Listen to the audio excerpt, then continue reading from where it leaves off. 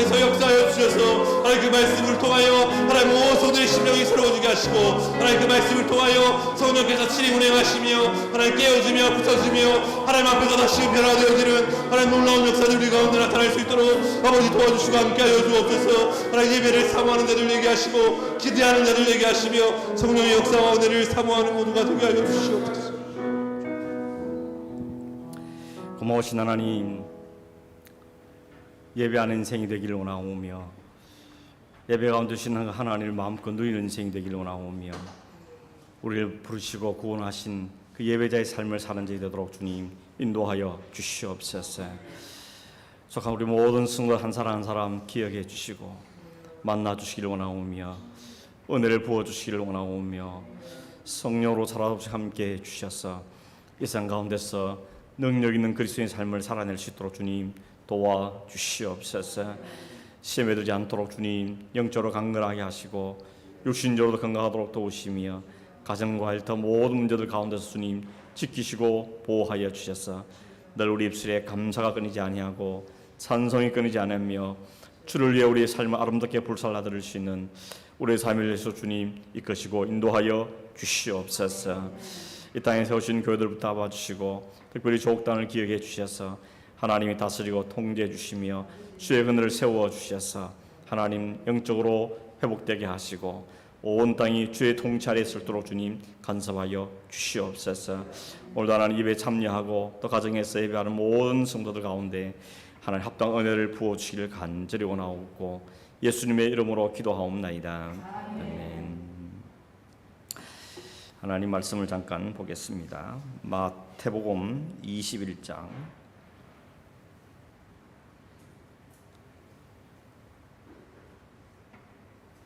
1절부터 11절까지 말씀 같이 읽겠습니다.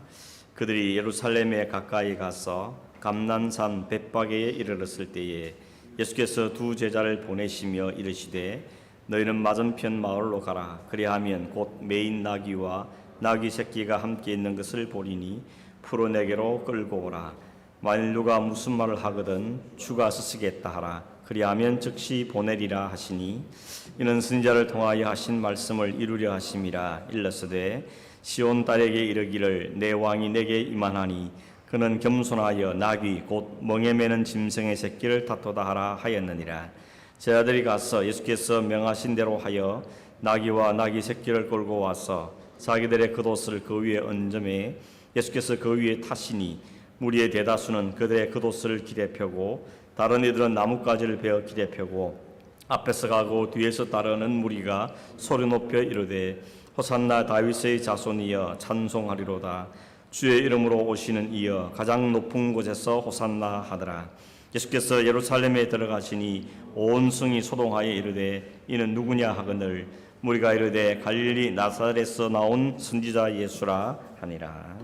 아멘. 오늘은 예수님께서 공생의 사역 마지막 한 주간에 대한 행적을 좀 살펴보도록 하겠습니다. 앞에 표를 보시고 또 나눠진 표에 보시면 요일별로 정리를 했죠. 여기 좀 빠진 게 있을지도 모르겠는데 예수님의 행적을 중심으로 예수님 가르침보다도 행적을 중심으로 6월절 엿새전인 토요일부터 주일부터 시작해서 그 다음 부활하실 때까지 정리했는데 이 내용을 오늘 좀 살펴보겠는데요. 내용이 좀 많으니까 좀 간단하게 넘어가도록 그렇게 하겠습니다. 예수님께서 그동안 여러 번 예루살렘을 방문하셨죠. 특별히 6월절을 중심으로 4번의 6월절을 지내신 것을 보아서 우리가 예수님의 공생애가 3년이구나 하는 걸 안다 그랬습니다. 이번에 임재하시는 이 예루살렘 입성은 이제 마지막으로 예루살렘에 들어가십니다. 마지막의 말은 뭡니까? 거기 가서 이제 죽으시는 것이죠. 오래전부터 이야기해 오셨던 마지막 예루살렘 방문입니다. 오늘 성경 읽은 대로 나귀 새끼를 타고 가셨다 이렇게 말하죠. 나귀 새끼를 탄 이유는 첫째 이유는 성경을 이루는 거죠. 이사야 62장 12절에 나귀 새끼를 타고 임하실 것이라 하고 그 말씀 그대로 주님께서 나귀 새끼를 타신 겁니다. 주님께서는 뭘 해도 말씀을 해도 행동을 해도 항상 성경과 연관되어 있는 성경의 말씀을 성취하신 분으로 오신 것을 보여줍니다. 그래서 모든 말씀들, 구약의 예언들, 절기들, 무슨 법규들, 모든 것들이 다 사실은 오실 예수 그리스도에게 초점이 맞춰 있었는데, 예수님께서 실제로 오셔서 그 모든 말씀들 하나하나 다 이루어내심으로 구약의 완성자로, 또 율법의 완성자로 오신 주님 것을 알게 하시는 겁니다. 사실 유대인들은 어떤 예수님을 기대했는가 하면 말 타고는 예수님을 기도한 거죠. 말을 탔단 말은 뭡니까? 전쟁에 승리한 그런 개선 장군 같은 메시아를 기대한 겁니다. 우리를 로마로부터 구원해낼 그런 정치적인 메시아를 기대하고 있었던 거죠. 그래서 이 사람들이 지금 예수님이 입성할 때 자기들 겉옷을 벗어서 나귀 새끼에 올려놓게 하고, 또 길에다 깔고 나뭇가지를 꺾다가 다 길에 깔고 앞에서 가고 뒤에서 가면서 예수님을 대대적으로 환영합니다. 그때 소리쳤던 말이 뭐였죠? 호산나죠. 호산나. 호산나 뜻은 뭡니까? 지금 구원하소서, 구원하소서 이런 뜻입니다. 근데 우리가 아는 이 호산나라 말은, 우리가 호산나 그러면, 구원 그러면 딱 이미지가 우리를 죄로부터 구원해 주십시오 이런 의미를 갖고 있는데, 사실 이날 예수님을 환영한 사람들이 호산나를 부른 것은 그런 우리를 죄로부터 구원해 주실 그 메시아로 부른 게 아니고, 우리를 이 로마의 지배로부터 건져내실 정치적인 해방자로 오신 그 예수님을 부른 거죠. 그래서 호산나 부를 때 그 의미는 서로 다른 겁니다. 그런 사람들에서 예수님께서는 말 타고 오심으로 그들의 기대에 부응한 것이 아니라, 오히려 하나님께로 보내신 것은 그 백성을 위해서 군림하고 통치하신 분이 아니라 오히려 그를 위해서 자신의 목숨을 내어주기 위한 평화의 왕으로, 겸손의 왕으로 오신 것을 드러내는 일이 바로 주님께서 나귀를 타고 임하시는 그런 모습에서 볼 수 있는 겁니다. 이 뭘 보면서 우리 한 가지 생각이 뭔가 하면, 우리도 동일한 찬송을 부르지 않습니까? 주일날이든지 오늘도 그렇고 동일하게 호산나 부르고 하나님을 찬송하는데, 사실 그건 심정을 한번 안에 들여다보면 진짜 하나님의 구원에 감격하고 하나님께 감사하고 그 하나님을 높여드릴 그런 의미에서 하나님을 진심으로 찬양하는 사람이 있는가 하면, 어떤 사람은 하나님께 잘 찬송해드려서 내 이익과 내 기대와 내 욕심을 채우기 위한 이런 의도들이 다분히 있는 경우도 있을 수 있다는 것입니다. 만약 그렇다면 이 사람이 어떻게 변질되는 거 보십시오. 예수님이 일주일 전에 예루살렘 들어오실 때 다 호산나, 여기 무리의 대다수라 그랬습니다. 이때 6월절 절기를 앞두고 오니까 얼마나 많은 사람이 모였습니까? 10만, 20만 막. 이 당시에는 거의 100만이 모였다 그러니까 그렇게 많은 사람들이 예수님을 향해서 호산나라고, 우리를 구원해달라고 외치던 그 소리가 일주일 딱 되면 어떻게 됩니까? 한 목소리로 십자가에 못 박았었어. 십자가에 못 박아야 된다고 소리진 사람으로 변질됩니다. 이 사람들이 그 사람들입니다. 다른 사람들이 아니고 그 예루살렘에서 예수님을 다 환영하던 사람들이 나중에는 예수님을 향해서 십자가에 못 박으라고 소리치는 군중무리들로 바뀐다는 것입니다. 이게 인간의 양면성이죠. 여러분, 이게 이 사람 저 사람 다른 게 아닙니다. 같은 사람이 나오는 모습인 것입니다. 그게 멀리 갈 것도 없이 우리 안에 나오는 모습이죠. 예배할 때 혹은 은혜가 좀 있을 때는 전심하는 찬송하고 막 감격에 찬송하는데 조금 마음이 비틀어지고 그러면 그냥 입술에서 저주와 원망과 불평이 쏟아나오는, 그게 바로 오늘 우리의 모습되는 것입니다. 주님께서는 오늘 우리에게 그런 우리를 구원하러 오신 겁니다. 그렇게 이중성이 있고 죄에 짓밟혀 있고 끌려가는 우리가 연약함, 이 인간들을 구원해내기 위해서 호산나 부르다 다 되는 것이 아니라, 주님께서 호산나 부른 그들 보시면서 내가 너희를 죽어야만 먼저 해야 된다 라고 주님께서는 십자가를 향해서 그 길을 가고 계시는 것이죠. 그것이 주일날 있었던 이야기고, 이제 월요일로 넘어가 보겠습니다. 월요일에 두 가지 사건이 기록되어 있는데, 하나는 무화과 나무를 저주한 일이고 또 하나는 성전을 깨끗게 하는 일이었습니다. 무화과 나무 저주한 이야기는 아시죠? 예루살렘 들어갔을 때 그날 일요일, 그러니까 주일날 지난 다음에 그날 밤에는 거기 베다니에서 주무셨습니다. 그리고는 아침에 일찍이 다시 예루살렘으로 들어오시는데 아침 식사를 안 하셨던 것 같아요. 배가 좀 출출했습니다.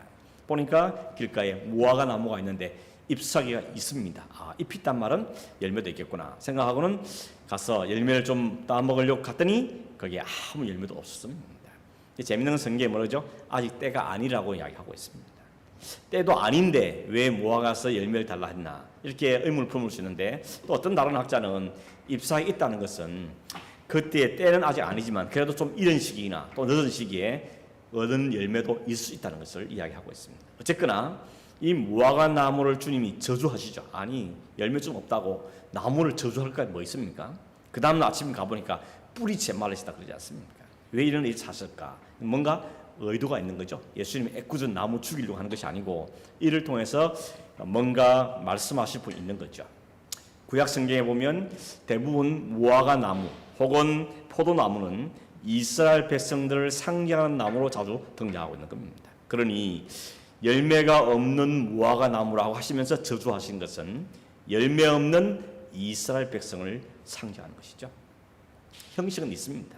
여진 제사도 있고 뭐 도덕적인 삶도 있는 것 같고 여러 가지 규례도 지키고 뭐 금식도 하고 하긴 하는데 그 안에 진짜 맺어질 열매가 없는 이스라엘 백성들의 영적인 상태를 보신 주님께서 그걸 저주하신 겁니다. 오늘 우리를 보면 어떨까요? 오늘 이 시대의 무화과나무, 이 시대의 포도나무는 바로 성도들 텐데 오늘 주님께서 우리의 심령을 깨뜨려 보신다면 우리에는 주님께 내어드릴 만한 열매가 있을까? 이게 우리의 전문지죠. 여기 성경에 무화과나무 저주받은 게 중요한 게 아니고 오늘 우리의 삶에 그리스도인다운 열매가 있느냐 하는 것이 더 훨씬 더 중요한 문제인 것이죠. 여전히 그 모습은 예배드립니다.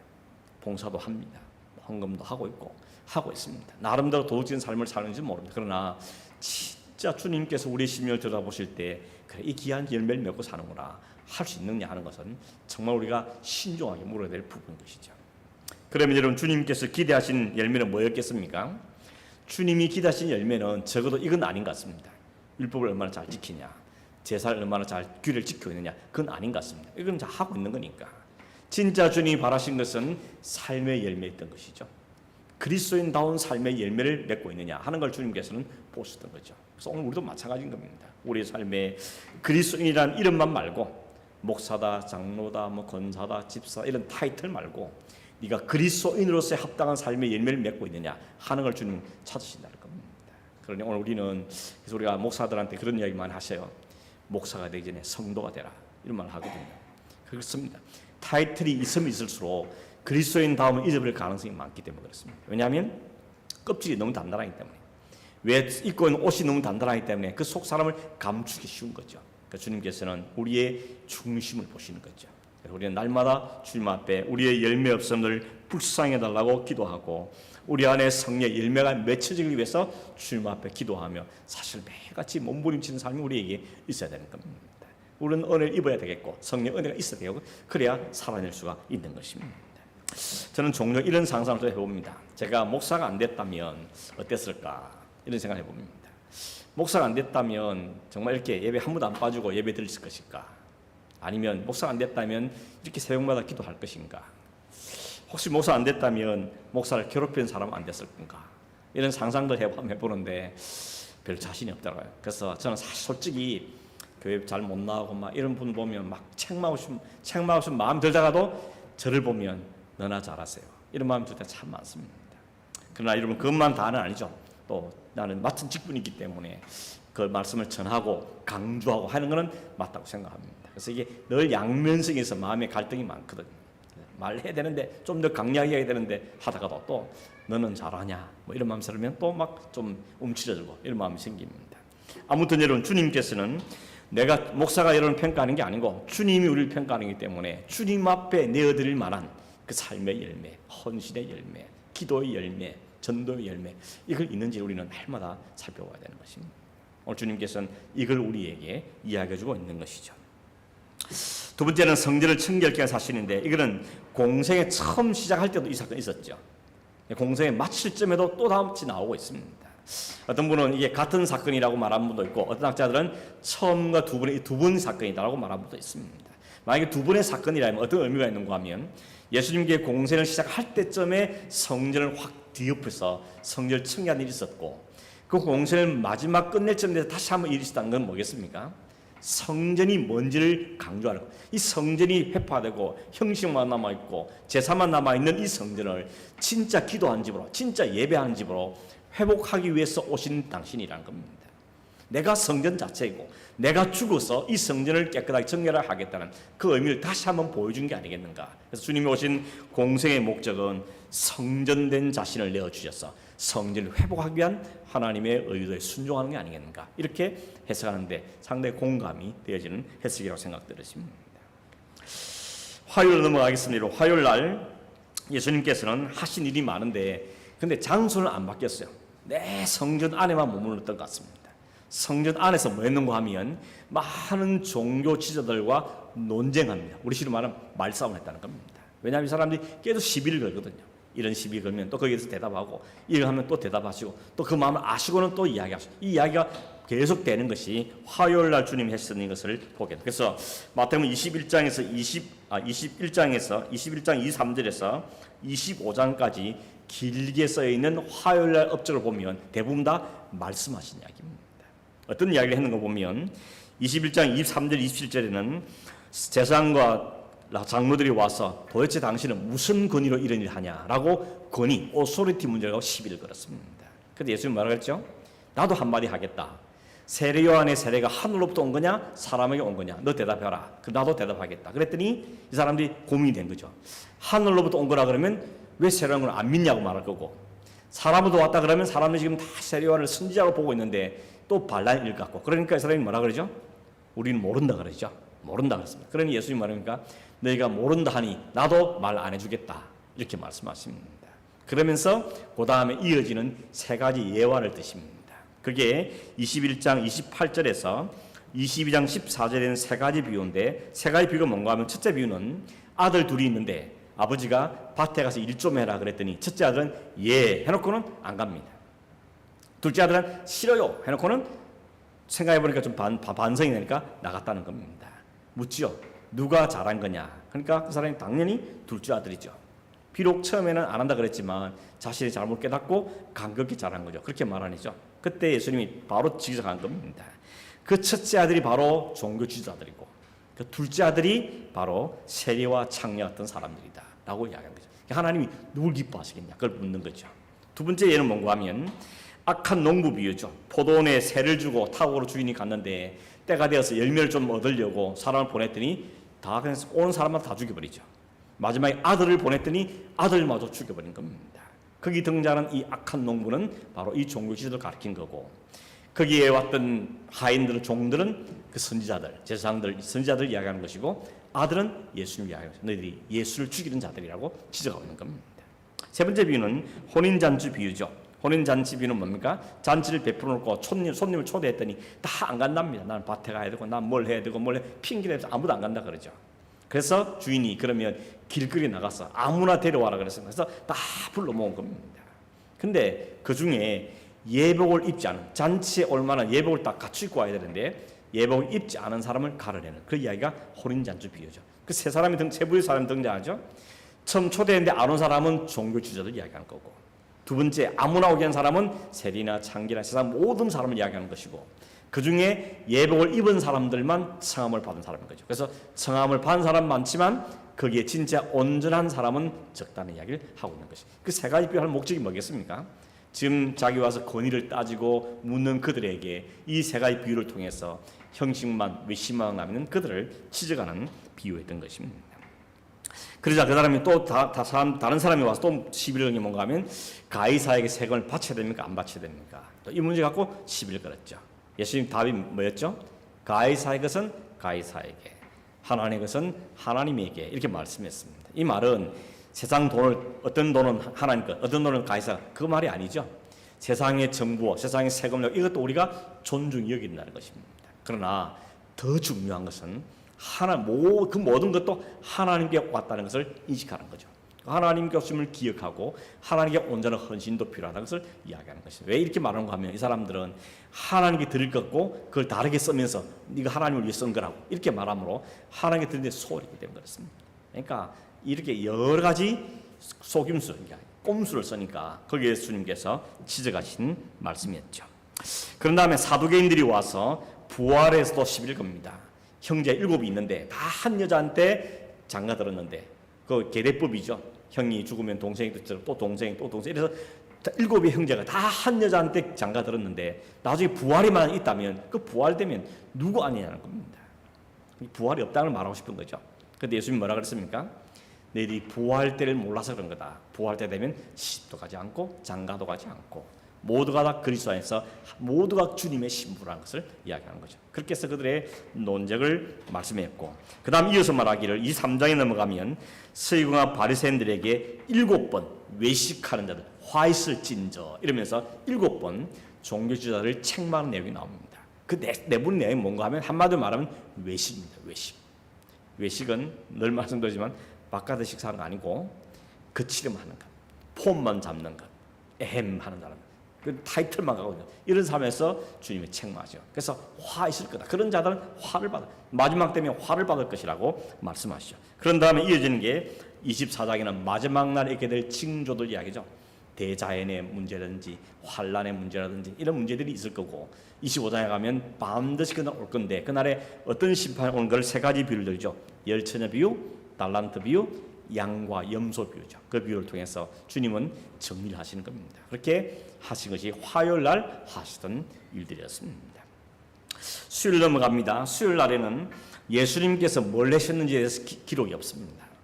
수요일 날은 그래서 비어 있습니다. 대신에 예수님 주변에 있는 사람들이 굉장히 바쁘게 움직입니다.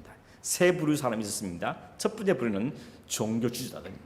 이 사람이 수요일쯤 되니까 저 예수 그냥 놔두면 안 되겠 싶어가지고 어떻게든지 얼금해서 죽여야 되겠다고 음모를 꾸미는 일에 열심을 품고 있는 게 종교 지도자들입니다.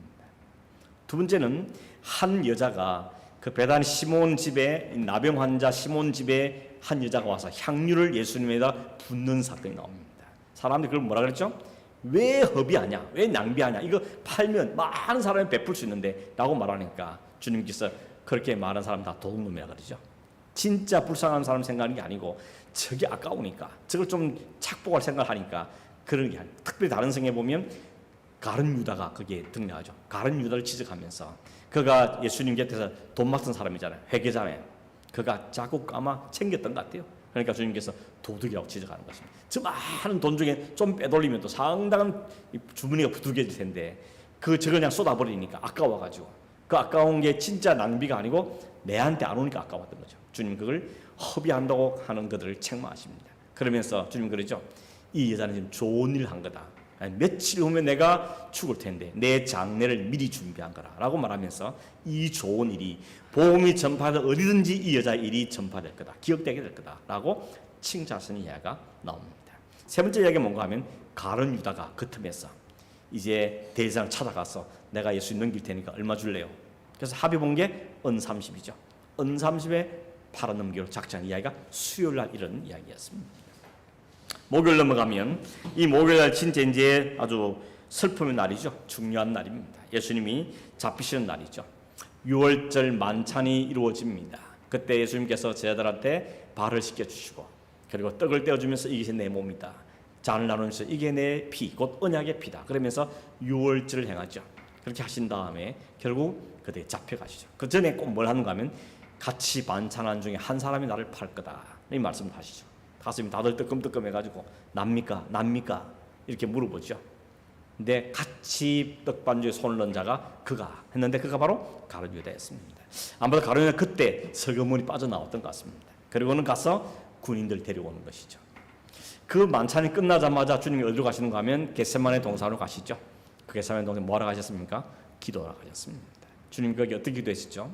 정말 무릎을 꿇고 엎드려서 간절히 기도합니다. 심지어는 땀방울이 핏방울 시대같이 주님께서 기도했다 그랬습니다. 아버지 할 만하시면 이 잔을 내게서 지나가게 해주십시오. 그러나 내 원대로 마시고 아버지의 원대로 되기를 원합니다. 이렇게 기도했다는 것은 주님이 아신 겁니다. 아버지의 원은 십자가에 죽는 걸 알았기 때문에 주님께서는 간절하게 기도하신 것을 보게 되는 것입니다. 그렇게 기도할 때 주님이 제자들이 뭐라 그랬습니까? 얘들아 너희들 좀 깨어서 기도 좀 해라 라고 부탁하십니다. 2번, 3번 그도 부탁했는데 이 제자들은 그 심각을 깨닫지 못하고 그냥 또 졸려서 그냥 우리말로 자빠져 자는 겁니다. 그냥 또 자는 겁니다. 주님께서 마지막으로 깨우죠. 됐다. 마음은 오늘인데 육신이 약하구나. 그러면서 주님이 그들을 그냥 두드려 주시는 겁니다. 이게 우리 모습이지 않습니까, 여러분? 기도해야 될지 뻔히 알면서도 기도한다 말은 듣지만 해야 될 필요성을 느끼는데 또 오늘 피곤해서 이런 이유 저런 이유로 마음은 원인데 육신이 약합니다. 주님 이해해 주세요. 주님 이해해 주시면 좋을 텐데, 그렇죠? 주님께서 이 일을 행했던 겁니다. 그때 가룟 유다가 군인들을 데리고 오죠. 칼과 몽치를 들고 마치 무슨 강도 때려잡듯이 그런 군인들을 끌고 와서 예수님을 그들에게 넘기는 것입니다. 그들이 어디로 끌고 왔습니까? 대제사장 가야바의 집으로 끌고 왔습니다. 가보니까 그 한밤중인데 다 퇴근도 안 하고 대제사장들이 다 모여있고 서기관들이 다 모여있고 장로들 다 모여있습니다. 이 말 뭘 보여주는 거죠? 다 짰다는 거죠. 미리 다 짜고 예수님 어떻게 잡아오면 어떻게 해서 어떻게 넘기자 이렇게 다 짜고 있었던 것이죠. 예수님이 그 가야바의 관정에 끌려갑니다. 그들이 밤새도록 신문을 합니다. 이 신문은 불법인 것이죠.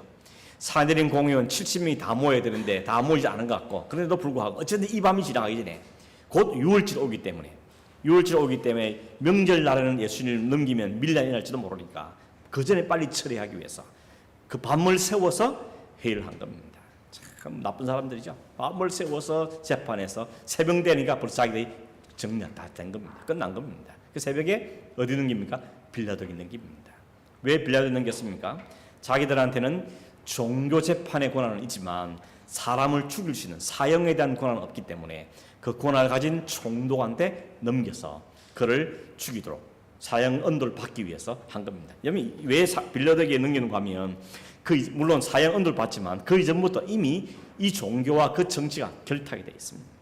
총독이 뭡니까? 로마가 그 지역을 관할하기 위해서 보내는 로마의 군인이지 않습니까? 그러면 어떻게 보면 옛날 우리식으로 말하면 한국을 지배하고 있는 일본군인 겁니다. 그런데도 이 종교 지도자들이 그 정치하도록 딱 결탁하게 돼서 서로 이익을 챙겨 먹고 있었던 것이죠. 그러니 엉엉이 부탁하면 빌라도 들어줄 거라 생각한 겁니다. 그래서 빌라도에게 넘긴 것입니다. 베드로가 그때 예수님을 부인하죠. 예수님 잡혀갈 때 베드로가 멀찍이 따라가다가 그 빌라도의 법정 그 바깥 뜰에 앉아 있다가 아마 그때가 추웠던지 불 쬐고 있다가 거기에서 한 여종이 보고는 당신도 갈릴리 사람 아니냐고 당신도 저 예수와 같은 사람이 아니냐고 하는 그 말 때문에 손살을 치면서 나는 아니라고 나 그 사람 모른다고 몇 번 부인했죠? 3번씩이나 부인했죠. 마지막에는 저주까지 하면서 이게 인간입니다. 이게 인간의 본성입니다. 예수를 가장 가까운 데 따랐고 예수님 자기 목숨을 내놓기도 이야기했고 주님 여기가 좋습니다 했던 사람이고 다 따라도 나는 안 따릅니다. 그렇게 충성맹세했던 베드로가 예수님을 3번씩이나 그것도 저주하면서 부인했던 겁니다. 여러분 이 앞에 우리는 자신할 수 있는 아무도 없는 것입니다. 나는 안 그래. 그럴 수 있습니까? 베드로는 그래도 나는 안 그래. 그럴 분이 있습니까? 아닙니다. 우리 모두가 다 얼마든지 주님을 배신할 수 있는 그런 연약한 존재라는 사실을 인정하는 게 중요한 겁니다. 그게 더 필요한 것이죠. 아무튼 베드로가 3번이나 그렇게 부인한 다음에 닭이 울어버리죠. 그때 다 깨닫는 겁니다. 주님 닭 울기 전에 3번 나를 부인하고 있었는데 내가 그대로 하고 말았구나. 깨닫고는 심히 바깥에서 통곡했다 그랬습니다. 그 베드로와 가룟유다 차이점이 뭐죠? 가룟유다는 자기가 은 30 받고 주님을 넘긴 것에 대해서 죄책감을 느낍니다. 그래서 도로 찾아가지 않습니까? 가서 은 30 도로 돌려주면서 이 무효입니다. 도로 가져가십시오. 그랬더니 뭔 소리냐? 다 끝났다. 라고 안 받아주니까 죄책감에 가룟유다는 스스로 목며 죽었다 그랬죠. 베드로는 어땠습니까?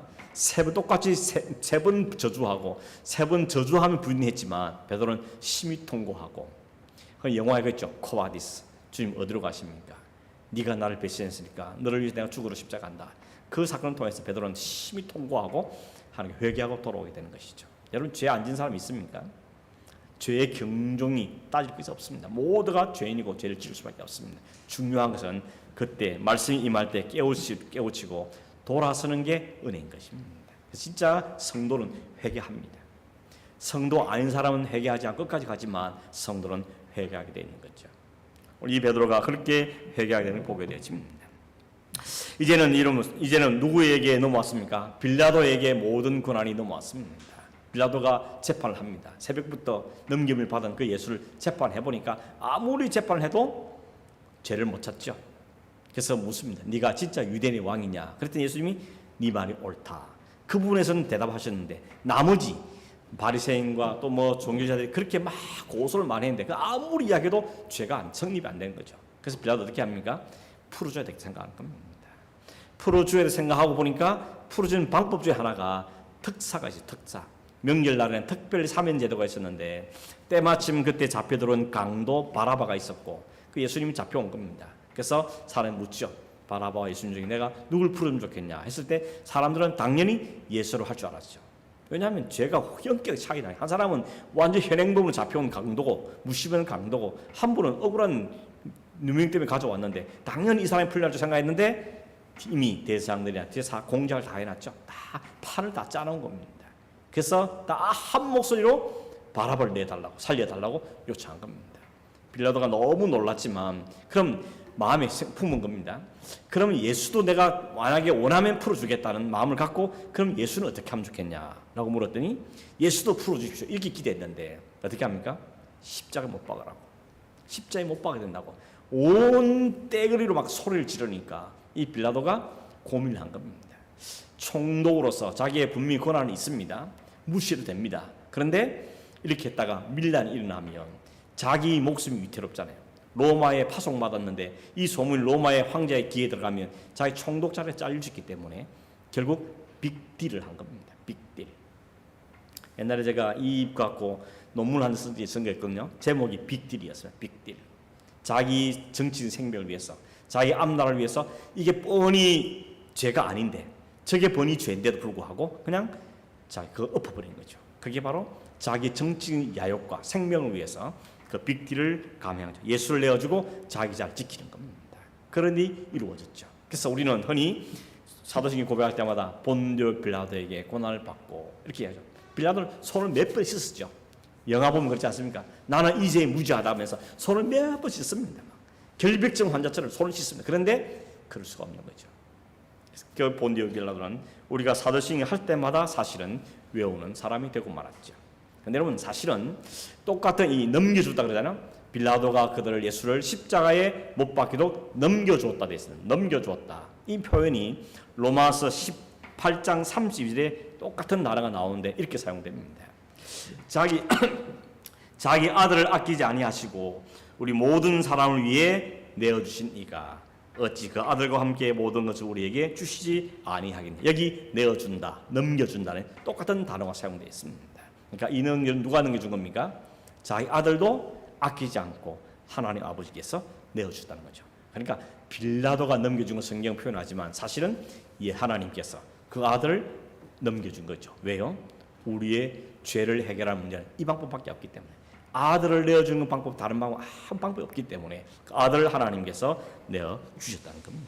그러므로 이런 가장 극악한 죄수던 바라바 대신에 예수님이 풀려나지 못하고 십자가형에 처하게 됩니다. 이것은 세상의 아들인 바라바 대신에 하나님의 아들인 예수님께서 그 죄의 모든 죄를 위해서 십자가에 달리신 은혜의 사건을 우리에게 설명해 주고 있는 것입니다. 일단 선고가 나니까 그 다음부터는 군인들이 마음껏 조롱하죠. 옷을 벗겨서 홍포를 입히고 머리를 때리고 갈대로 막 들게 만들고 머리에 가시관을 씌우고 침을 뱉고 채찍질하고 그 앞에서 유대인이 왕이야 그러면 희롱하고 온갖 희롱을 당합니다. 채찍질 당하고 뺨을 때리기도 하고 그런 모든 수난을 다 당한 다음에 결국 십자가를 향해 가게 되죠. 그 중간에 구레네 시몬을 만나서 너무 허약해져 있으니까 너무 끌려다니는 계속 고생을 하신 그 주님 대신에 십자가를 지게 가게 만들었죠. 예수님께 십자가에 못 박힌 시간이 제3시입니다. 제3시는 항상 플러스 6이죠. 오전 9시에 못 박혔습니다. 그리고는 몇 시에 돌아가셨죠? 제9시 오후 3시에 돌아가신 거죠. 6시간 매달려 있었던 겁니다. 실제로 건장한 남자 같은 사람들은 6시간 만에 죽지 않는다 그럽니다. 심지어 어떤 사람은 거의 일주일간 매달려 버틴 사람도 있답니다. 그런데 예수님은 너무 약해지셨기 때문에 6시간 만에 운명하고 말았던 겁니다. 그 6시간 사이에 중요한 사건이 3가지 있었는데 첫째는 뭔가 하면 낮 12시가 됐을 때 6시가 됐을 때 갑자기 해가 빛을 잃어버리고 온 천지가 흑암에 쌓였다 그랬습니다. 낮 12시부터 주님이 운명하실 오후 3시까지 그 3시간 동안 온 땅이 가장 해가 밝은 그 시간에 해가 자취를 감춰버리는 겁니다. 어떤 사람은 그게 일식이 아니냐 이렇게 말하는데 일식은 지금 역사상에 최고로 오랜 시간의 일식이 몇 분인가 하면요 6분 39초랍니다.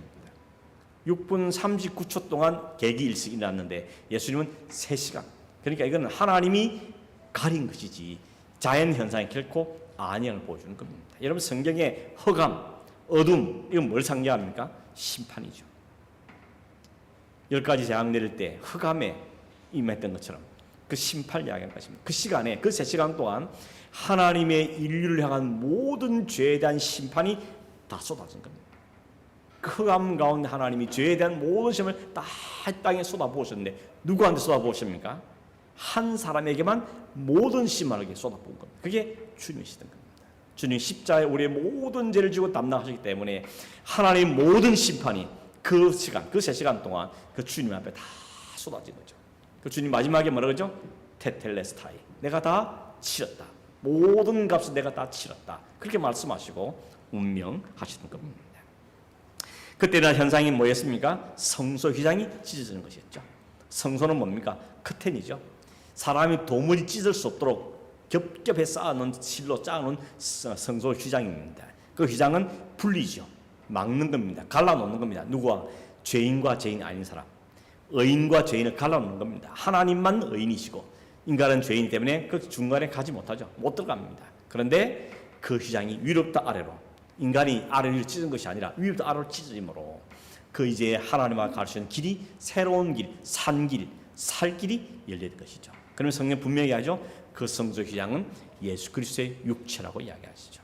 주님이 그 3시간 동안 그 흑암 가운데 하나님의 온 모든 심판을 다 받아내시고 그 죄의 값을 다 치러내셨기 때문에 하나님 이제 그 다 치러졌다 하는 의미에서 그 성소를 찢으시고 이제는 그리스도를 통하면 누구든지 하나님께 올 수 있는 그 길을 열어주신 것이 성소의 휘장이 찢어진 사건이 될 것입니다. 그 십자가 사건을 지켜보았던 백부장이 뭐라 그러죠? 이는 진짜 하나님의 아들이었다라고 이야기했죠. 거기 우리 많은 사람들은 말한 거면 가슴을 치며 돌아갔다 그러고 그 여자들은 빨리 돌아서 향품을 준비하러 갔고 아리마다 요셉은 예수님 시신을 장례를 치렀습니다. 여러분 제자들 어디 있었을까요? 제자들은 없습니다. 그 예수님 십자가 현장에 제자들은 뭘 했는지 기록이 없습니다. 다 꼭꼭 숨어 있었겠죠. 중요한 것은 제자들이 뭘 했냐가 중요한 게 아니고 오늘 우리가 뭘 하냐는 게 중요하죠. 우리는 그 십자가를 어떻게 대하는지, 그 십자가에 나에 무슨 의미가 있는지, 그 십자가에 나에 무슨 상관이, 이게 중요합니다. 여러분 십자가 우리에게 상관이 있어야만 우리가 사는 거죠. 그 십자가 내 삶의 중심이 안 되면 우리는 다 죽을 수밖에 없는 존재입니다. 그러므로 십자가는 우리에게 생명의 유일한 생명의 길인 것이죠. 토요일 날은 아무 기록이 없습니다. 주님 그냥 무덤에 계시는 기한이었죠. 그리고 안식 후 첫날 주일날 아침에 주님께서 드디어 부활하셨죠. 제일 먼저 본 사람들이 여자들이었죠. 막달라 마리아와 또 다른 마리아가 얼른 향품을 준비해서 무덤 갔다가 무덤은 비어 있고 천사가 있는데 그 주님은 살아나셨다고 이야기할 그 소리를 들었습니다. 그때 반응이 세 가지 나오는데 기뻐하면서 무서워했다 그랬습니다. 무섭고도 기쁘다 그랬습니다. 두 번째는 그 앞에 경배했다 그랬습니다. 세 번째는 가서 이 사실 전날의 말씀에 순종해서 얼른 가서 제자들한테 알리는 일을 한 것이죠. 여러분 이 여자들이 왜 여자들에게 먼저 나타났을까? 그런 말 하죠. 여자들이 해야 빨리 소문이 퍼진다. 여자들 시켰다 이야기 있는데 아무튼 이때 이 여자들이 예수 그리스도를 전파하는 첫 번째 평신도 선교사였다. 뭐 이렇게 말한 분도 있습니다.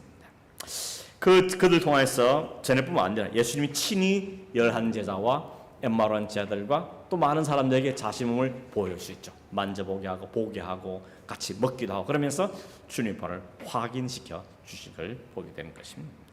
예수님은 무덤에 머물러 있는 분이 아니죠. 죽음에 갇힐 분이 아니었던 겁니다. 그 죽음은 우리를 살리기 위한 하나의 과정이었지 죽음에 갇힐 분이 아니었던 것입니다. 우리 주님 일어나시는 우리 모두가 다 죽음에서 일어나는 것이죠. 그래서 우리는 부활의 소망이 있는 것입니다. 이미 다 죽겠지만 앞으로 다 죽겠지만 그러나 주님이 부활하신 것처럼 우리도 줄이 엮어서 같이 부활하게 될 것을 우리에게 미리 보여주고 있는 것입니다. 오늘 여기까지가 예수님의 공생에 대한 이야기를 마치면서 복음서를 다 쭉 훑어왔죠. 이제 다음부터는 사도행전을 보면서 사도행전과 연관되어 있는 서신들 연결해서 나머지 부분들을 살펴보도록 그렇게 하겠습니다. 잠시 기도하겠습니다. 고마우신 하나님 아버지, 주님께서 마지막 한 주간 보내신 주님의 행적을 짧은 시간에 우리가 살펴보았습니다. 중요한 모든 과정들이 우리의 구원을 위한 것이었고 하나님의 심판을 다 담당하심으로 우리를 살려내시기 위한 유일한 길이었던 것을 우리에게 말씀해 주신 것을 감사합니다. 주님, 이 주님의 십자가가 이 주님의 그 가신 길이 오늘 우리에게 분명 이유가 있고 감사해 주게 되고 우리의 감사와 헌신과 또 찬송이 제목이 되는 믿음의 삶을 사는 자이 되도록 주님 인도하여 주시기를 원합니다. 아직도 가족들 가운데 혹은 우리 성도들 가운데 이 부활의 주님, 이 십자의 주님을 아직 만나지 못하였어. 여전히 바리새인이 그랬던 것처럼 형식만, 의식만